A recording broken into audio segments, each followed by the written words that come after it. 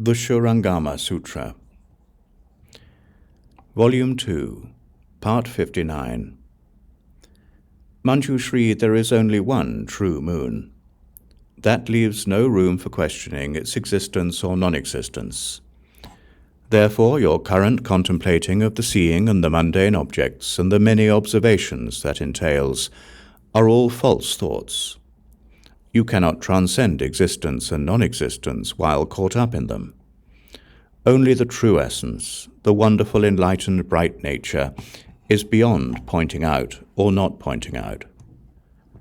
Ananda said to the Buddha, "Bhagavan, it is truly as the Dharma King has said, the condition of enlightenment pervades the 10 directions.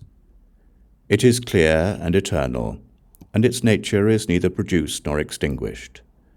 How does it differ, then, from the elder Brahmin Kapila's teaching of the mysterious truth, or from the teaching of the ash-smeared ascetics, or from the other externalist sects that say there is a true self which pervades the 10 directions? Also, in the past, Bhagavan gave a lengthy lecture on this topic at Mount Lanka for the sake of Great Wisdom Bodhisattva and others. Those externalist sects always speak of spontaneity. I speak of causes and conditions, which is an entirely different frame of reference. Now, as I contemplate original enlightenment in its natural state, as being neither produced nor extinguished, and as apart from all empty falseness and inversion, it seems to have nothing to do with your causes and conditions, or the spontaneity advocated by others. Would you please enlighten us on this point, so we can avoid joining those of deviant views, thus enabling us to obtain the true mind, the bright nature of wonderful enlightenment?" The Buddha told Ananda, "Now I have instructed you with such expedients in order to tell you the truth. Yet you do not awaken to it, but mistake what I describe for spontaneity. Ananda, if it definitely were spontaneous, you should be able to distinguish the substance of the spontaneity. Now you investigate the wonderful bright seeing. What is its spontaneous aspect? Is the bright light its spontaneous aspect? Is darkness its spontaneous aspect? Is emptiness its spontaneous aspect? Are solid objects its spontaneous aspect? Ananda, if its spontaneous aspect consisted of light, you should not see darkness. Or if its spontaneous aspect were emptiness, you should not see solid objects. Continuing in the same way, if its spontaneous aspect were all dark appearances, then when confronted with light, the seeing nature should be cut off and extinguished. So how could you see light?" Ananda said, "The nature of this wonderful seeing definitely does not seem to be spontaneous. And so I propose that it is produced from causes and conditions. But I am not totally clear about this. I now ask the Tathagata whether this idea is consistent with the nature of causes and conditions." The Buddha said, "You say the nature of seeing is its causes and conditions. I ask you about that because you are now seeing. The seeing nature manifests. Does this seeing exist because of light? Does it exist because of darkness? Does it exist because of emptiness? Does it exist because of solid objects?" Ananda, if light is the cause that brings about seeing, you should not see darkness. If darkness is the cause that brings about seeing, you should not see light. The same question applies to emptiness and solid objects. Moreover, Ananda, does the seeing derive from the condition of there being light? Does the seeing derive from the condition of there being darkness?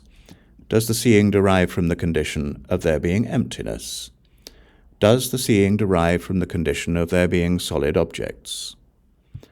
Ananda, if it exists because there is emptiness, you should not see solid objects.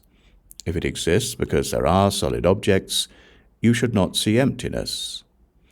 It would be the same with light or darkness as it would be with emptiness or solid objects. Thus you should know that the essential enlightened wonderful brightness is due to neither causes nor conditions, nor does it arise spontaneously. Nor is it the negation of spontaneity. It is neither a negation nor the denial of a negation. All dharmas are defined as being devoid of any attributes.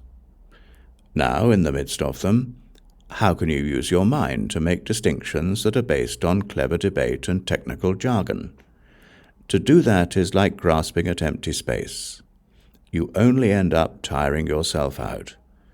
How could empty space possibly yield to your grasp? Ananda said to the Buddha, "If the nature of the wonderful enlightenment has neither causes nor conditions, then why does Bhagavan always tell the bhikshus that the nature of seeing derives from the four conditions of emptiness, brightness, the mind, and the eyes? What does that mean?" The Buddha said, "Ananda, what I have spoken about causes and conditions in the mundane sense does not describe the primary meaning. Ananda, I ask you again, people in the world say, 'I can see.' What is that seeing, and what is not seeing?" Ananda said, "The light of the sun, the moon, and lamps is the cause that allows people in the world to see all kinds of appearances. That is called seeing. Without these three kinds of light, they would not be able to see. Ananda, if you say there is no seeing in the absence of light, then you should not see darkness. If in fact you do see darkness, which is just lack of light, how can you say there is no seeing? Ananda, if when it is dark, you call that not seeing, because you do not see light, then since it is now light and you do not see the characteristic of darkness, that should also be called not seeing. Thus both aspects would be called not seeing. Although these two aspects counteract each other, your seeing nature does not lapse for an instant. Thus you should know that seeing continues in both cases. How then can you say there is no seeing? Therefore, Ananda, you should know that when you see light, the seeing is not the light. When you see darkness, the seeing is not the darkness. When you see emptiness, the seeing is not the emptiness.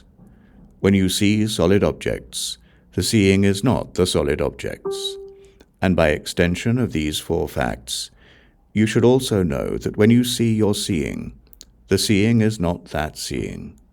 Since the former seeing is beyond the latter cannot reach it. Such being the case, how can you describe it as being due to causes and conditions, or spontaneity, or that it has something to do with mixing and uniting? You, narrow-minded hearers, are so inferior and ignorant that you are unable to penetrate through to the purity of ultimate reality. Now I will continue to instruct you. Consider well what is said. Do not become weary or negligent on the wonderful road to Bodhi." Ananda said to the Buddha, "Bhagavan, we have still not understood what the Buddha, the Bhagavan, has explained for me and for others like me about causes and conditions, spontaneity, the attributes of mixing and uniting, and the absence of mixing and uniting. And now to hear further that the seeing that can be seen is not the seeing, adds yet another layer of confusion. Humbly I hope that with your vast compassion you will bestow upon us the great wisdom eye, so as to show us the pure, bright, enlightened mind." After saying this, he wept, made obeisance, and waited to receive the sacred instruction. Then the Bhagavan, out of pity for Ananda and the great assembly, began to explain extensively the wonderful path of cultivation for all samadhis of the great Dharani.